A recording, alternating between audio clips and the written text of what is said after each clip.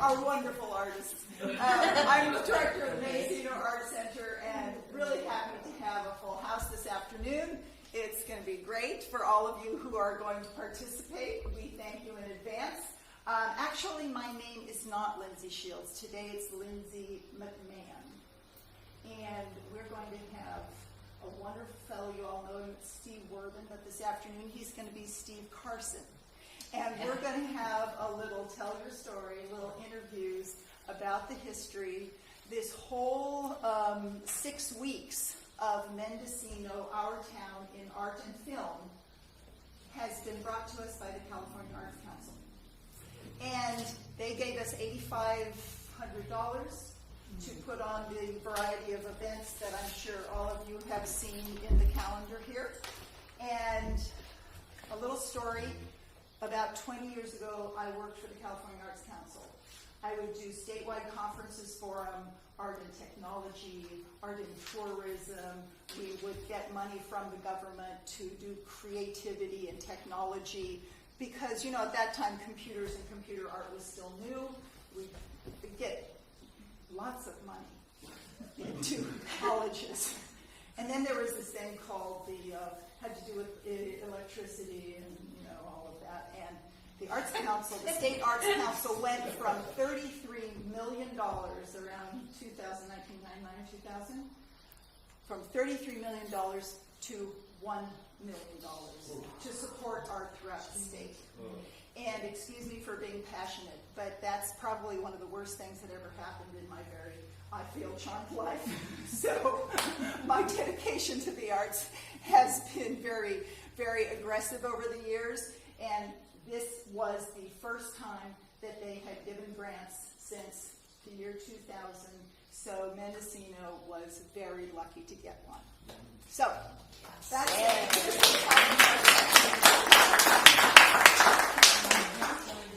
And I have a few things just to share with you. The updated photo of the Mendocino Arts Center. You'll be seeing some other things and hearing some other things today. And most of you probably get Mendocino Arts, but the cover here is a sort of plein air noir painting by James Maxwell. And someone brought in the fanciful James Maxwells that were in the, which bar? The Seagull. The Seagull. So he'll probably hear a little bit more about that later. And then if you need to know more information about what we're doing through the 23rd of November, it will be in this nice pamphlet here that's in the back. Also, the finale for our series here, Mendocino, Our Town in Art and Film, is going to be at the Little River Inn. We're going to have an auction. We're going to have a fun evening. We're going to show East of Eden, and that will be on the 23rd at the Abalone Room at the Little River Inn. And I can sell tickets if you would like them at intermission. So, thank you all. And now, Mr. Steve Carson. Hello. Thank you, Ed. Well, you know, Steve, we got a lot of people here this afternoon, yeah. and I don't think all of them really know you. I think a few have seen you maybe on stage or, you know, what's that, MTC, Mendocino Theater Mendocino Company. Theater Company. Gloria Musical Theater, Gloria, Mendocino Chamber Opera. Hey, I've known you for years. Let me do it. Oh. And the Stage and Screen. Upstage. He did it. Anyway, since 2003. And as a patron of the arts, Steve has been involved in a lot of events across the board.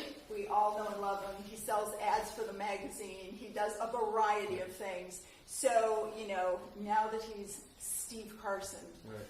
Here's Steve! Okay, I've got wonderful one-liners ready. No, I don't. So I'm not going to do that. That's Mervin's purview. Mervin Gilbert is here, and he was. His book, by the way, is available, and there's some seats down in front. Sorry, the seats in the back row are all taken. Well, I'm glad you're all here today. We've got some wonderful stories to share about Mendocino as it was. We all have an idea what Mendocino is like now. We had a little film by Steve Jordan. He showed us what Mendocino was and is now. Some shots of East of Eden, some shots of Summer 42, and some shots of the Russians are coming, the Russians are coming. And what's interesting about Steve's little film that we showed at the beginning is that the shots of the production stills or what have you, and then after that he showed you a photograph of how Mendocino looked in 2011, how different some of the things happened to look at that point. And of course, any of you who have lived here in Mendocino for as many years know how much the town has changed. We are a small town. I mean, if we had a jail, it would be like a one-cell organism, an amoeba. But we don't, because we're not even incorporated, I guess. So, Steve, can we play that again during intermission? We can play that again at the end or at the beginning during intermission, but we have another film that we can play during intermission, which is about shots of the 70s of a whole bunch of people in Mendocino. But we can play that film too. It's only 8 minutes. We'd be glad to play that. If Terry Vaughn, who was here in the 70s, who's videoing our presentation today, can get that going, since he's our head technician today. Since I'm not technically oriented to do anything except sit here. I would like you all to note that we do have a list up there of 60s, people who would like to speak perhaps, even if you haven't put your name up there. We have 2 segments today. The 1960s, when people were more staid and politics were a little more conservative, and so were the dress, and so were the people. And then when you get to the 70s, everything kind of changed, at least in my mind, and maybe in yours, if you remember those days. I would like to start off, though, with maybe an interesting story of the 50s leading into the 70s, and I would have Steve Jordan come up and tell us about that. If Steve Jordan, you've all seen him on stage. You've seen him at the Senior Center. And if you remember 39 Steps, he was the other Steve. Which other Steve? Hey, Steve!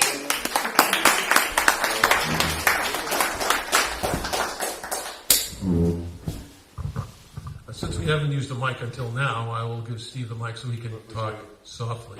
I can use the mic or not? Would this be better if I used the mic? Is this... No? That's because he can project. Is that all right, Terry? Can you get that? Okay.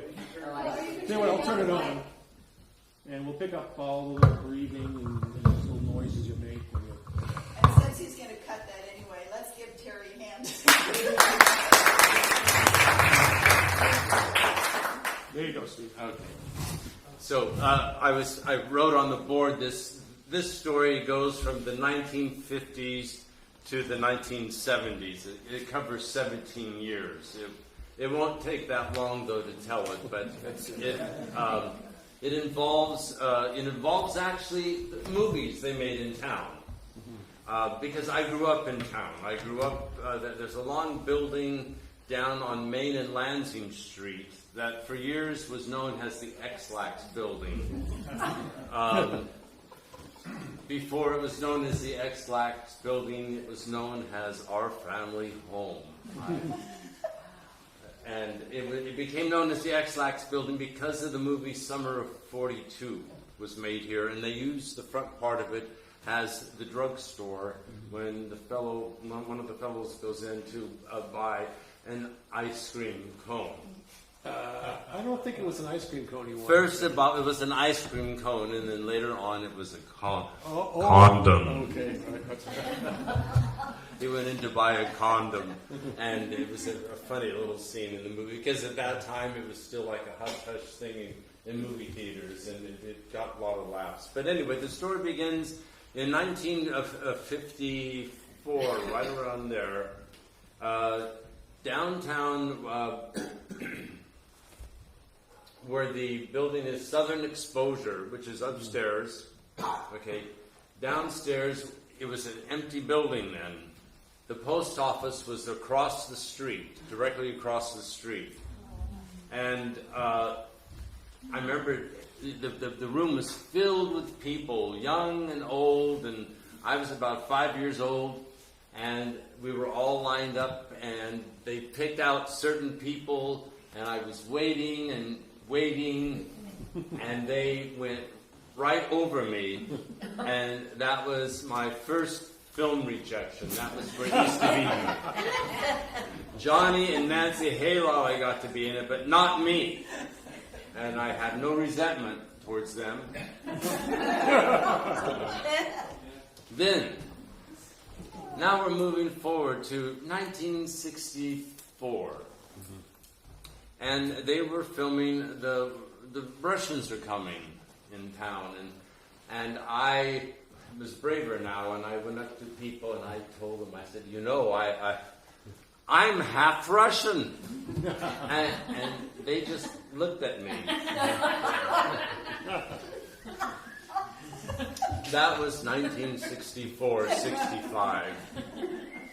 And that movie had a very nice premiere also up here in the Mendocino area, which I was not in. Then finally came the movie Summer of 42 in 1971. And finally, they hired me to be in that movie. I was in 4 different scenes, and I was an Air Force corporal. I had a uniform, I had costume, everything. And by this time now, I had gone to college. I'd already spent a few years at Chico State, from Mendocino Grammar School. In fact, this room is the room I spent my first grade in. Not kindergarten. No. I didn't go to kindergarten. Why not? We didn't have to. We were precocious. No, we didn't have a kindergarten. There was no kindergarten when we were little kids in Mendocino. Anyway, but first grade was in this room. So anyway, here we are now, summer 42. I'm in the movie, and I have now been to Chico State College. I've taken a few acting classes, and boy, do I know, not think, know. All I need is a chance to appear in the film, and I will be packing my bags, moving right down to Hollywood. So here we are down at Noyo, and there's a scene where Jennifer O'Neill, the leading lady, has to say goodbye to her husband who's going off to war. And it may be the last time she'll ever see him, and she's very teary-eyed. And on shore, there was a woman with a little baby, it was a doll actually, but it was supposed to be my wife and child. And they said to me, remember, this is the last time you might ever see your wife and child, so wave goodbye. God, a role, something to do. I wound up, boy, I got the hand warmed up.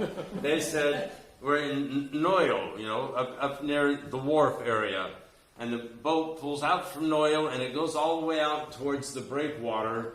That's the scene. So they go, action! And I look, and I wave.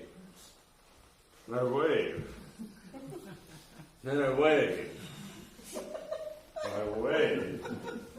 And so on. And you hear this cut, and the boat's way out. It comes all the way back around. It's a good 100 yards or so out. It comes all the way. And the director goes, Corporal. And I go, I am so good.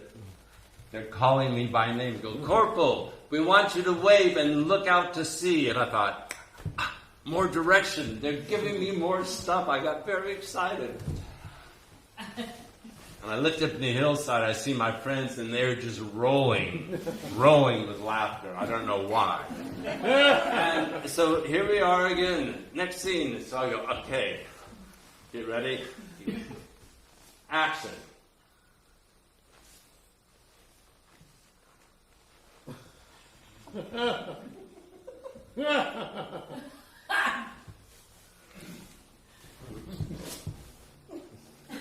So I was looking out to sea. Cut. The boat comes back around.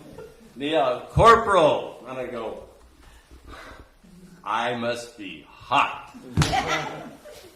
And I go, yes. They go, just go to the front of the boat and look to wherever you're going. So all you see is the back of my head. That was it. My life in the movie. So my Mendocino story is from 1950 to 71. sad, I know. Please hold your tears until the end of the show. Thank you, Steve. Thank you.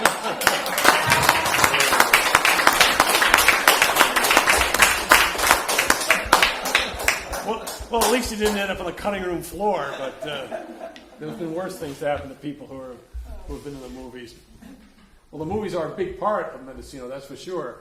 I bought in some books today that you can look at during the intermission time. You may have seen those books. Most of them are for sale locally about Mendocino, or in the movies, or in the Art Center, the 50 years of the Art Center. Well, I've got a couple stories myself to tell from some other folks, but before I get onto that, maybe Sandra Hawthorne has something to say. Have a seat.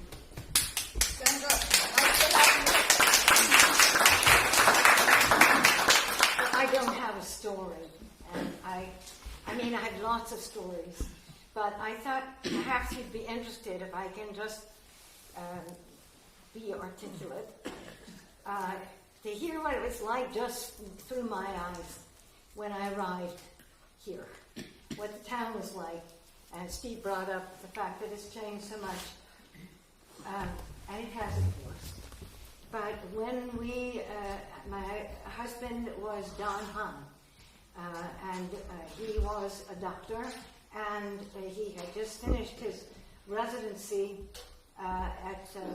he graduated from Johns Hopkins on the East Coast. I'm saying this because it just gives you an idea of where I'm coming from. And then he was doing his residency at Presbyterian, and we had heard back in Baltimore, where Johns Hopkins is, from a wonderful woman named Sadie, that this is God's country, Mendocino. And we kept hearing that strange word. So when we began to live in San Francisco for him to finish his residency, we, in 1963, came up to the town. And I can only describe the feeling. It was very remote from Santa Rosa, from the city, from traffic, from everything that we had come from. It was like an island in the middle of a sea of redwoods. And the town itself was windswept and old and silvery and in many cases falling down but gracefully. Beautiful. The wood, the old wood fences, the sidings of the buildings, and it was nice, the disrepair, the dissolution of this town was beautiful, the way old ruins can be in Europe. No plastic, no stuff like that. Yeah. And so I thought I would describe Main Street a little bit to give you an idea of the difference, because you can go from here out to Main Street and see what I'm talking about. And I'll begin at the very end of Main Street, where when we came up here and moved in 65, the end of Main Street, you go out on the headlands and you see where the loggers, the old scaffolding from the chute that they lowered the lumber onto the schooners. If you can imagine a schooner rocking around out there, and you were a passenger who was going to go with the schooner to San Francisco, and you were lowered in a basket onto the deck of these schooners. And you can see pictures in Ford House of a wonderful one, of a lady in the basket, in her hat like this, and her long, neck, and silhouetted really in this basket, hanging in space.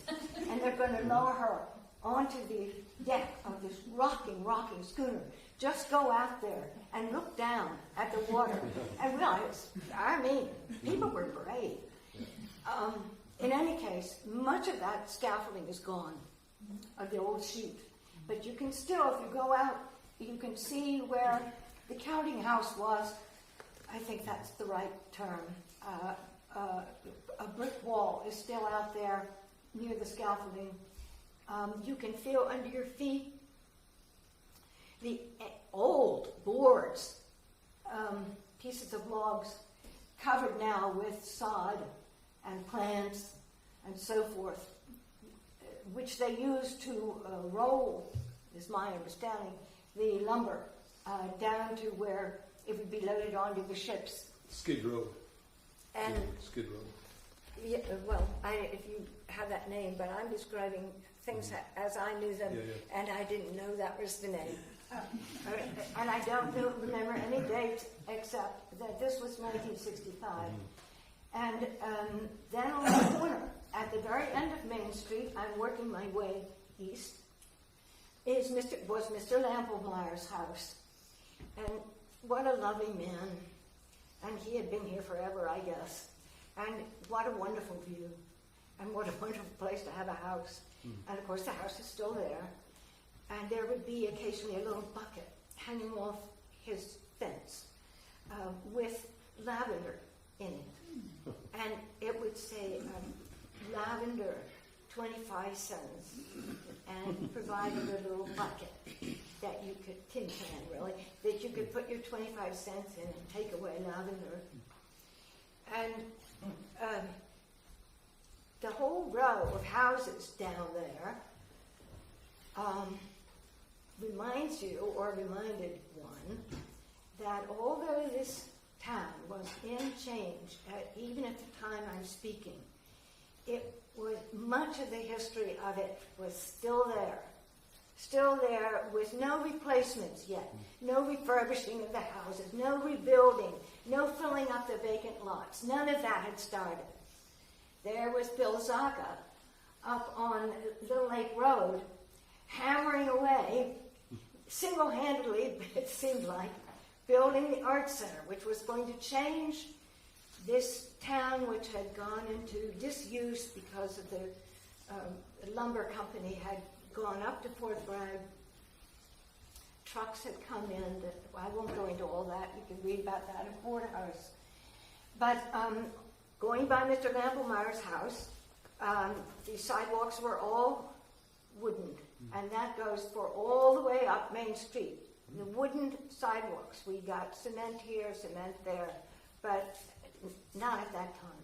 It was all wood. And Bill Zaka was building himself a home a few doors up. And my husband spoke to Bill, and so the bottom part of his home was my husband's offices. So we set up the doctor business. The town had no doctor, and that's why we came. And the town was wonderful to us. They gave us gifts of monogrammed pillow covers, knitted Afghan, just wonderful handmade, old-time ways of welcoming people. Next to that building, which of course is still there, and the Zaka apartment is still above, what a view, was all sorts of little buildings and falling down fences. And in the back of the properties were chicken coops, or what looked like chicken coops. Well, they were not. They had begun as cribs for prostitutes who serviced the sailors, whose footprints were still all over the town. I mean, the whole of Main Street had been bars and houses of ill repute and places where music was going on, and the lumbermen and the sailors were the big business of Main Street. And you can still see in the sidewalk up near the hotel, embedded in the pavement, the word bar. But in any case, the chicken coops were there for a long time. They've kind of fallen and have been replaced where people moved in and rebuilt these houses. But at that time, as I say, they were a mark of what had been just recently, just yesterday. And as you moved past the doctor's office and past all the houses with the chicken coops, you came up to a beautiful old house which is now Panache. So when you go down Main Street and go to Panache, which has artwork of every kind, and is quite fancy, that was where my husband and I moved in. It was owned by a concert pianist named Betty Stockman. Do you know? I can't remember. And the front windows leaked unmercifully. That seemed to be my main memory of living there. And it rained, and it rained, and it rained during the rainy season, we forgot. And constantly, that was my job, was mopping up stuff. And right next to us, east of us, between that beautiful Victorian house, which is still there, was Johnny Granscog's place. And Johnny Granscog was a very rotund, not very bright person who lived there with his cat, Punky. And he had an evil brother who tried to take away his property from him.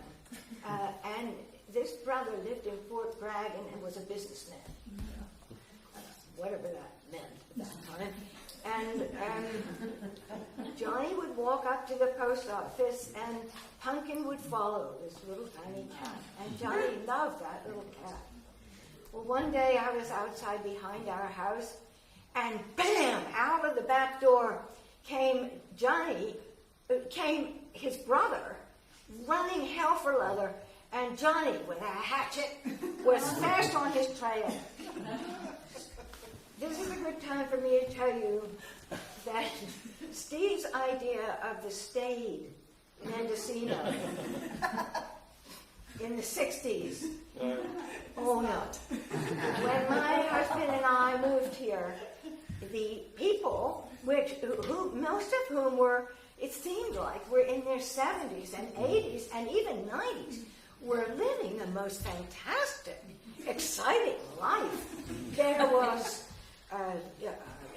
infidelity. There was No. the judge's wife ran off with another woman. Not in our town. There were stabbings. There were murders. I cannot tell you. And this is a constant source of amazement to us. What was going on in the octogenarian life? It kept my husband busy. So forget the stage. Okay. Unfortunately, Johnny didn't catch his brother. He knew he liked his brother. And I forget what happened to his brother, but Johnny eventually died. And right next to Johnny's place was the bank building. And it was a wonderful bank. I mean, it was all panels. And you'd walk in, and it had the cages and with the paneling and the brass bars. And it became Bank of America. Right. And then they decided they were going to help us all by leaving. Do you remember the announcement?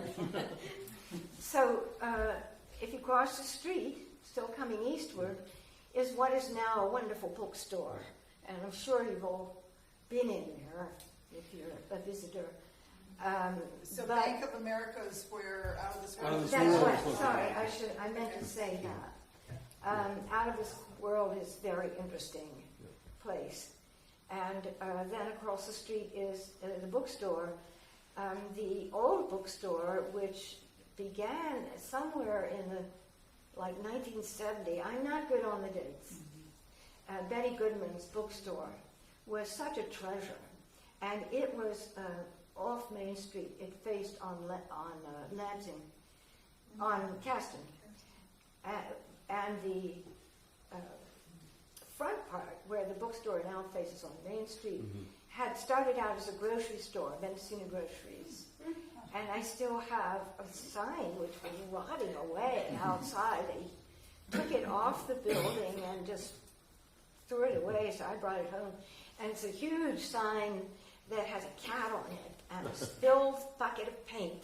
And it said Mendocino Grocery. groceries on it. And they were heated by a wood stove. And it became a clock shop, and then it became a bookstore. But when we were here, I believe it was the grocery store. I just can't seem to picture what was there in 65. Is that the grocery store you worked at, Steve, or is that a different? It was what? No, that was later. Dostal bought it, and Hostel Dostal, remember? Yes. And she bought it later. She was at that time up next to the bookstore on Caston serving Belgian waffles. So I'm sure I'm boring you, and I've gone way out of the way. Your 7 minutes were up a long time. Yes, that's what I'm afraid of. And I wanted you to stop me at 7 minutes or boredom, whichever came first. But I'll try to be quick because I do want to get to the hotel. The hotel was like cut off both sides of the hotel. And you have the original hotel, which had been there a long time. And Biff Buckaloo and his wife, Biff Buckaloo, what a name, were running it. And you came in this dusty lobby, and behind the front desk was a pool table, and then behind that was a place where she served dinner, and it was welcome because we were very busy trying to establish our home and establish the office, and so that was a treat, and it was warm, and that was a treat to go in and have dinner, good old home cooking at the hotel with checkered tablecloths, black and white, and I remember seeing Charles Stevenson, one of our wonderful artists, there. He had all his hair at the time. And he continued to have his hair, but it got thin and white. and he's a wonderful artist, and you can see his work at the Art Center. And the pool table upstairs was a bedroom, which probably cost, $2 to stay in, not at that time. I don't know what they were charging at that time, but there was a peephole. And you could...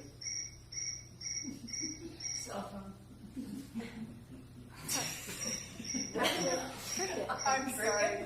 Go on. Cricket. Well, the peephole looked down on the pool table, and I don't know what nefarious purpose that was for, but somebody was cheating somebody. Did they play cards down there or whatever? Maybe. I'm sure. But the pool table was the main center of that. And then there was a bar, and the bar was wonderful. The bar went from front to back. It was long, thin, it had an upright piano, and all the loggers came every weekend with their paychecks. And so us newcomers, such as we were, and some of the artists like Fran Moyer, were mixing there with these wonderful loggers, having a ball. And we could talk, I remember a choker guy whom I adored. And I would try to go in, he'd tell me all about what he did, how dangerous it was, how you could cut off your hand. They were wonderful evenings that we would spend there in this long bar with these wonderful people who, of course, were the livelihood of this place for so long. Now the bar is quiet. And the bar is sort of where the lobby is now with the fireplace, except that's an extension. There was no garden room either. That's an extension. The hotel was wonderful. Then just up the block was the music box, which had been originally, again, a brothel. And all of a sudden, it had a ghost. The music box is it still blue? I always think of it as blue. There's a dress shop now. It used to be the Highlight Gallery for a while. And if you walked in, the whole thing was gutted. And then on 2 levels, there were these tiny little rooms. And the sailors, you would take your sailor to one of those rooms. And it was also called, at the time we came though, it wasn't used that way. It was called the Music Box, and they had concerts there. And harpsichord, piano, wonderful concerts there. The culture there was such a mixture of cultures here, but the fact that, and there was a printing press where they printed a local paper. And Dawn, and I can't remember her name, Grace, thank you. Grace West, that's right. The Mendocino Raw. Yes, and you could probably tell all about that, but it was a wonderful building with a ghost who lived upstairs in one of the little rooms. And I think it was a sailor, but I don't know. I never saw it. And then there was Homer's Market, where this very shop is with lots of stuff in it. And upstairs is Flo Restaurant. Well, that used to be Homer's Market downstairs, and the grandfather lived upstairs and raised cymbidiums and orchids in that place where the restaurant is now. And there was at always this a time. blue glow from his lights coming up. That's right, yes. And just to finish off, because it's really fascinating, I went by today and Emmylou Packard lived here. Emmylou Packard is a famous artist. She helped to refurbish at one point the Coit Tower murals in San Francisco. She studied with Diego Rivera and Frida Kahlo. She was a good friend of Frida's. And she and Byron Randall lived in what is now strangely named a didgeridoo Dreamtime, which, and then their property went all the way back to Albion Street. And when she and he split, she got the back part of the property. He got where 955 Vicar Street restaurant, a very nice place to eat. I recommend it without reservation. And a lovely view of the town, and it's run by a family, and the cooking is absolutely lovely. And the restaurant is in the building that Emmylou Packard built for her studio.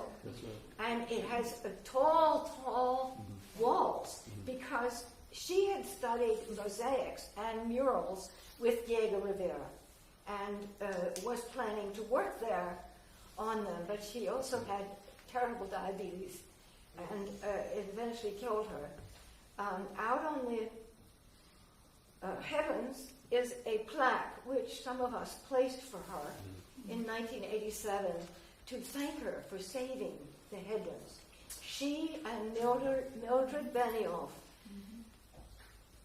worked out a deal with the parks, and at the time that I arrived here, they had blueprinted and everything a convention center. Can you imagine? Just picture that. All of that. Didn't Al Nichols have something to do with it? Yes, lots of people did, but they were the spearhead. Mildred Benioff and Emmylou Packard. And we owe them a huge debt for what you see now at the end of Main Street and what you can enjoy with our sunsets. And I have one more thing to say about her. Oh, the plaque. As you go out on the headlands, look to your left, and the plaque is embedded in one of the enormous pieces of a redwood tree, old driftwood, that it's not hard to find. There's probably a little worn path in her honor. And lastly, I'll just say, the coming into town, the highway stopped at Mendocino. And then the rest was a narrow road which went down through Casper and wound around and down to the beach and wound around up again and ended up in Fort Bragg, sleepy Fort Bragg. And the graveyard came all the way down to the road. There was no building there, the garden shop, there was none of that. So if you can just picture that, entering this small town, it was so poetic. It was so beautiful, and it's just always a part of my memory of coming here for the first time. Thank you for your indulgence.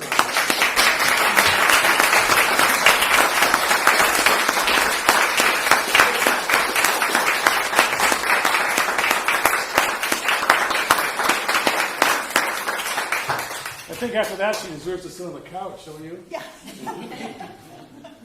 Well, Bill Demos told me an interesting story that I thought I'd relate to you about 1962 in Mendocino. Mendocino memories come and go, but today the vividness of my grandmother's fall through her front deck in 1962 stands foremost in my mind. So, I will follow that thought and tell you this story about what happened that fateful day.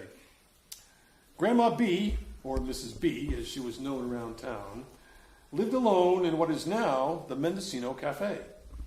She'd given birth to 10 children in that house, and in her old age was living out her last days with only her last 2 born sons, my dad, Jack, and my Uncle Rich, in town to take care of her.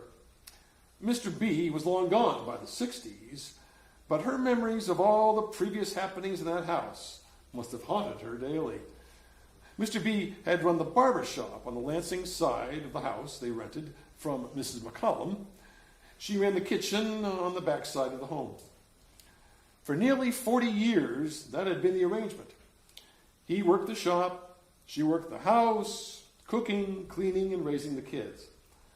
But when he suddenly died in 1939, and when all the children left home, Grandma B was all alone to run her own affairs from the mid-40s to when she died in 1965. The day I found her stuck up to her waist in the rotten deck facing Albion Street was a lazy afternoon in Mendocino history. I had pedaled my bike down to see her after school. Typically, I got her wood in, split kindling, or ran an errand up to Mendoza's for her in exchange for the soda and liquor sticks she always had waiting for her grandkids. I then wait for the men, my dad and uncle, to arrive for their 4:50 p.m. visit after their working day for PG&E in Fort Bragg when it was over. On that memorable day, I found her impaled in her front porch. This is the same porch where a few years earlier, my sister Jill had been bitten by Mrs. B's chained cur dog, Champ. The same porch where 4 generations of Lemos boys had posed for photos at age 2 with baseball bat and glove. But the deck had taken the brunt of years of neglect, and the sad fact that Champ hadn't been off of his chain for a generation. And they were chirping at that time of day, in the afternoon, the crickets. The boards were weak and sagging, even before she went out there to split her own kindling. When I came home off Lansing and entered their yard, I could hear her moaning. There she was, stuck up to her waist, and it looked like she'd been there a while because she seemed exhausted. "Help me, Billy! Help me!" she cried. I ran to her and made my best 12-year-old effort to lift her from her dilemma, and there was no way I could buzz her. "Go get Big John and Helen," she implored me. I dashed out of the yard and across the street to the Shell station. Big John, whose real name was Lawrence, but it said Larry on his overalls, was there doing the usual routine of filling someone's gas tank while smoking a cigarette. "Mrs. B is stuck in her deck," I blurted as I ran up to him. "No worry, we'll get her out," he calmly stated as he returned to the nozzle of the pump. "You go tell Helen." Helen Tyrell was Big John's friend, but we can't talk about that here. The town might get the wrong idea about that relationship. She ran to the office, but she was nowhere in sight. I charged into the office. It was dark in there. Many new fan belts lined the walls, and little grease-smeared desks separated her space from the rest of the world. "Grandma B's hurt. Please come help her," I begged her. Helen and I hurried across the street and onto the back deck in time to see Big John, true to his name, put his hands under her armpits and in one Herculean effort lifted Mrs. B from her entrapment. She was shaken and bruised, but otherwise unhurt. She told us she'd been in that hole for over 2 hours. Every time I'm on the deck of the Mendocino Cafe, I think of poor old Grandma B and her 2 hours in which she called the Buraco Diablo, which is Portuguese for the devil's hole.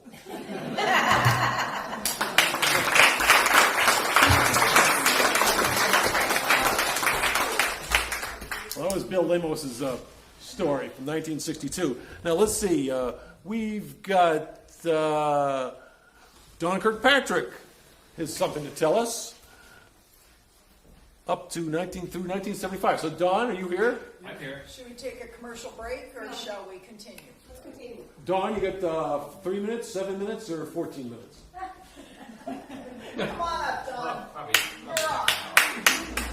Well, let's okay, come on. I'll make it fast. Okay, Don. Actually, I have a couple of stories to tell. But as I was sitting here listening earlier, I thought, the story about how I came to work here is relevant and interesting, I think. 1975, I had applied for a job in different places, and I was lucky enough to get selected here.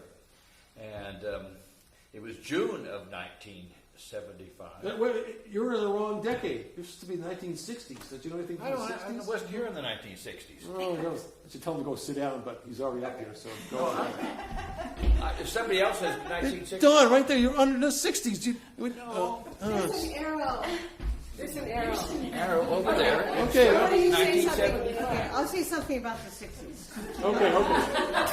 Don will be right back after a brief intermission. Okay, go ahead. My name is Susan Howell, and my parents bought a house on Lansing and Covelo Street in 1963, and they got divorced a few years later, and my mom, Sally Howell, came up here full time. But I just want to say, when we came here, this is so hard to believe. You know how you got rid of the garbage? Oh, yeah. Went to the ocean, across from the hotel, there's a chute, you dumped it in, your sacks of garbage. And nobody thought anything weird about it. That's some hours. Yeah. And the seagulls always flew around so they go down and practice shooting them. And two ran out and said, It's so amazing. And my mom, before she moved here full time, she had her 50th birthday, and she would have been 100 this year, so you can do the math. And she decided she was in a manic phase, and she decided that her friends should all bring gold because your 50th year is represented by gold. Yeah, right. And then she'd take them, all this gold stuff, to the arts center, and then the arts center could melt it down and make money from it. Although I really think the people that brought the gold, I think it might not have all been high meltable quality. And then all their friends from Marin County came up to stay, and I was going to talk about the music box, but Sandra did. So they just rented the upstairs, all those little rooms. Right. And for the people that wanted to stay there. And behind it was a place called it was a hostel, and now I don't know if it's a jewelry store or some little one-room thing. You'd come up a ladder, and then there'd be these bedspreads that came down about this far, separating, and then mattresses on the floor, and you just rent it. So for 50 cents, all of us kids each, we all got to sleep on one of the mattresses with other friends, and it was really, really cheap in those days. Yeah. And Bill Lemus grew up actually in my mom's house, which was across from the cemetery. So I just wanted to say that little ecological fact about the 60s and how at least some things have improved. Well, Fort Bragg's Glass Beach was the same thing. That's why they did pull their trucks out. Well, before we take a break, let's see who is left on the 60s. We have Steve at Homer's, and then we have Obi 6871. So, come on up. Yep, come on up.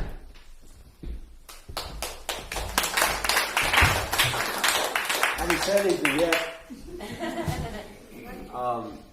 My name is Obi, but it wasn't back when I lived here in 68 to 71. It was Tom Brown. And we had a school called the Casper Free School that was just over the hill from the Catholic Church, that next property. And we were outrageous hippies. We made abalone beads. And speaking of the garbage, there was Glass Beach was the dump in Fort Bragg.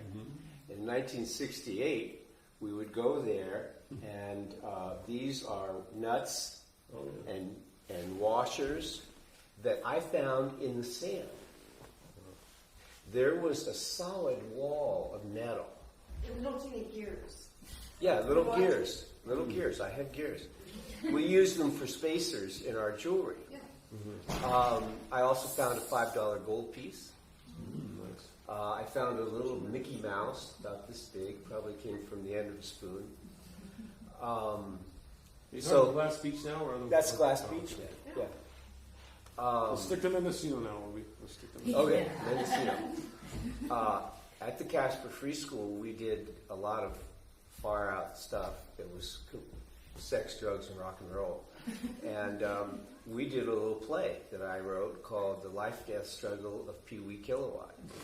And we performed it at the school. This is with the children. It was about a guy who was born with an umbilical electrical cord and was plugged in. And ever since then, he was obsessed with electricity. And so as he grew up, he got more and more obsessed, and he wanted to take over the world with these electrical appliances. And the children played the electrical appliances, very clever little movements. So we ended up doing it at the Music Box one night. The place was packed with people. And then we also took it over to the high school. And this was, like our kind of hippie outreach to the straight kids. I also was involved in a production, one of the earliest, I think, productions at the Arts Center called Endgame in about 68. Samuel Beckett's Endgame. There were lots of stories, some not worth repeating, about the Casper Free School. But we had 30 children between the ages of 3 and 16 who came to school here. And we had a great time. Good. Thank you, Obi. Well, I think now we'll take a short break unless, did I leave somebody off there? Steve at Homer's? Do you want to take a break and then? Yeah, we'll take a break. Because Don Patrick's going to be the next one to speak. Yeah.